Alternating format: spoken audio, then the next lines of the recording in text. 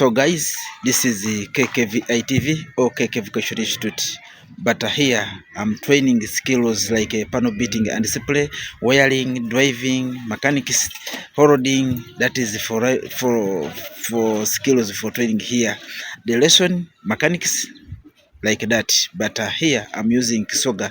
That is language for going to use here to that KK Vocation Institute or KK Vocation Institute, but I'm using Kisoga. Yeah, wano ku KK Vocation Institute tusomesa ebintu tusomesa skills ngade twandise skills okwega omulimo ogw'omu mutwe nga okukanika, kuvuga motoka, kukola buli kimu wano tukisomera ku KK Vocation Institute or KK Vocation Institute. Yeah, leka tujje tubone musomo gwaife bwe kutambula ekisera ky'olwaleero era tutambulira kujja kuba nti tukanika amagulu getwandyese bridge mu bridge okuba nti emotoka esiba bitulugezaako okuboneka nti tusomesa ate nga tusiba ate nga tukanika gitwandyese okusomesa okuba nti oyega okoleza otya okuboneka nti emotoka esiba gebatesiba. So emotoka eno tesiba tuligezaako okuboneka nti tugikozesa ebe nga tugitereza ebe nga esiba bridge yayo bulungi ino ebe nga esiba nga woyenda yemerere ngeyemera. Lera katujje maiso n'omusomo gwaife tugubone. So wewe okali subscribing o liking o sharing o commenting n'owundi asobola okuba nti anumira kino kituli kukola ategera kitukoli wota ategera lusoga. If you are not understand my language, I'm very sorry my guys, but that is the language for using here.